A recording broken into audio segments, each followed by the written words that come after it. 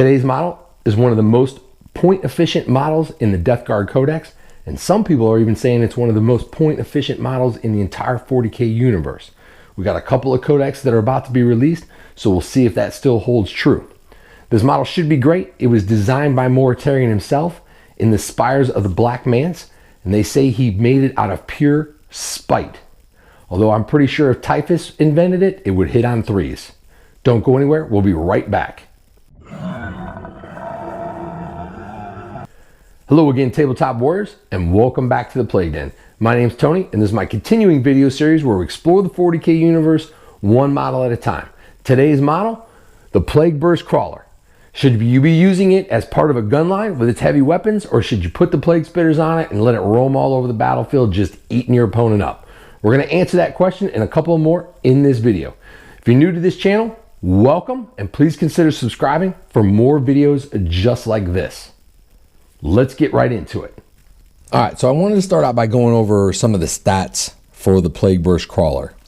Toughness 8, 12 wounds. At its top damage table, 6 to 12 wounds. It moves 9 inches. It has a 4+ ballistic skill. Strength 7. Is a demon engine, so it gets the 5+ invul, the 5+ disgustingly resilient. It has a 3+ regular save. Now the weapons. You get a choice between the heavy slugger and the rot hail volley gun. I really don't think that it matters here which one you take. It's kind of user preference. I prefer the heavy slugger because it has a little bit more distance. Strength 5, heavy 4, -1 AP, damage 1. The rot hail volley gun is a little stronger, more AP, but you don't get as many shots and it's shorter range. So honestly, I don't think it makes a big difference which one you take. It's just kind of your preference.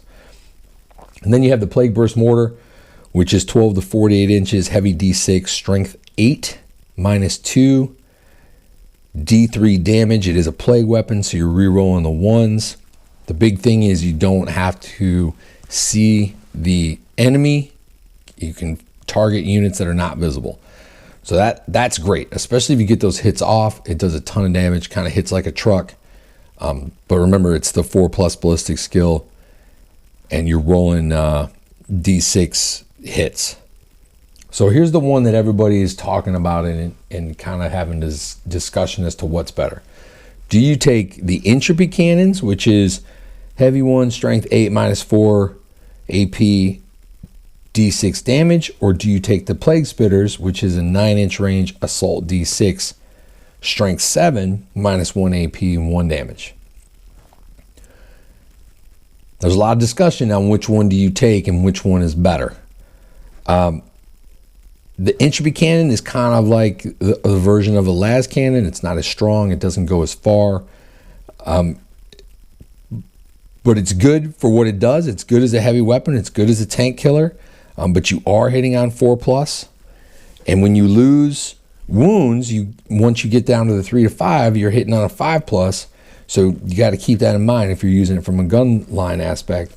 The Plague Spitter, the ballistic skill doesn't come into play. You're automatically hitting. It is strength 7, so a lot of your opponent's models, especially some characters and some different vehicles, depending on the army, are toughness 6, toughness 7. So you're wounding on 4s or wounding on 3s. You get the 2d6 because there's 2 weapons. So that's really good. So I think, and I see a lot of people say take both, and I think that's important to keep in mind. And when they say take both, it means I'm not a very bright guy, but I'm pretty sure that means to take the time to magnetize your weapon systems, which I did when I built this model. I just used magnets to magnetize the entropy cannons and the Plague Spitters so I could switch out. I cannot recommend that enough. If you're going to spend the money to buy these, they're pretty expensive. Go ahead and spend the extra time to magnetize them so you're not full of self-loathing and regret later on when you want to change out your weapon. So keep that in mind. Make sure you do that. Magnetize the guns. Now, which one you use, I think, depends on what army you're going against and what you want to do with the tank. If you want a tank that's always just, if you built your army and you need a tank and it's always just going to be static gun line guy, sit in the back with your Chaos Lord and reroll your ones, this is not the tank for you. You need to be taking a Predator that has las cannons and a 3+ ballistic skill and is just better for that. But if you want a tank that has some versatility to where you can kind of do a little bit of both, then this is the tank for you. The Plague Spitters are really good. I mean, if you've seen some of the other videos or you've looked anything into the bloat drone, you know that the Plague Spitters are really good. They automatically hit 2d6 on the bloat drone. They're strength 6. So on this Plagueburst crawler, you're getting an extra strength. It's strength 7, which is huge. And what you're losing in mobility with the bloat drone, you're gaining in durability for the Plagueburst crawler. So the Plagueburst crawler has 2 more wounds than the bloat drone and 1 more toughness. Now, one thing to keep in mind too when you're making this decision is as you lose wounds, you go from a 4+ ballistic skill to a 5+ ballistic skill, which affects the entropy cannons, but does not affect the Plague Spitters at all. However, if you're going to use the Plague Spitters and you're running against an army that has a lot of screening units, you're going to have to make considerations for that, because the screening units are just going to continue to charge you. Yes, you're going to get Overwatch. Yes, you're going to get automatic hits. But every time you withdraw, you can't fire your guns. They're going to charge and you're going to Overwatch again. And if they have screening units that they don't care about, they're just going to keep charging you over and over again. So take that into consideration. Where the bloat drone can just fly over, the tank has to go through. So if you're going to use them for that aspect and your opponent has some really good screening units, make sure that you're preparing for that or you're planning for that in your game plan.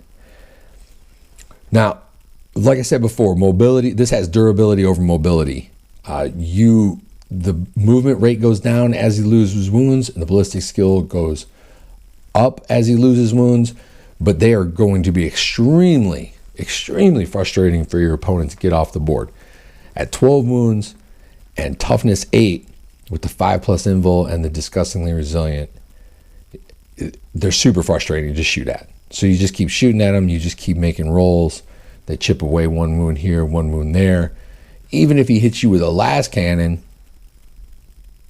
you get a 5+ invul, and if you fail the invul and he rolls a 3, one of those is probably going to be a disgustingly resilient 5-up. So you're only taking 1 or 2 wounds. It's not, they take forever to get off the board. So if you play with blow drones and you know how frustrated your opponent gets with blow drones, it's going to be even more frustrating with the Plagueburst crawler. So I think that this model is great. As I said in the beginning of the video, it's definitely the most point efficient model in the Death Guard Codex. Probably one of the most point efficient models in the 40k universe. You're talking 146 points for the entropy cannon, 140 points for the Plague Spitters. All around versatility wise is a great gun. I mean, a great tank. Now I played against Harlequins last night. I used the entropy cannons. Probably shouldn't have, but I wanted to try them out. Most of his vehicles had blur, so I'm like on a 5+ now. He's got a 4+ invul. When I did hit, I usually wounded, but he's saving half of those wounds. It wasn't very effective. I would have much rather had the Plague Spitters against Harlequins. So there you have it. I think the model is great. You can't do yourself a favor and don't just watch this video. Go out and read some of the forums and read some of the different ways these are being used. If you could comment down below and talk about some of the strategies that you've used, if you own them or that you've read about, maybe some things that I'm not seeing here or haven't talked about, I'd appreciate it. Like this video if you liked it, and please subscribe for more videos from the Plague Den. On another note, I appreciate all the feedback that I've gotten. This channel is pretty new and a lot of people have provided a lot of great feedback that I've been trying to take into consideration. I'm almost to 100 subscribers, so thank you guys so much for subscribing and watching the videos. And until next time, this is Tony saying to win all your battles in life and on the tabletop. See you guys later. Thanks.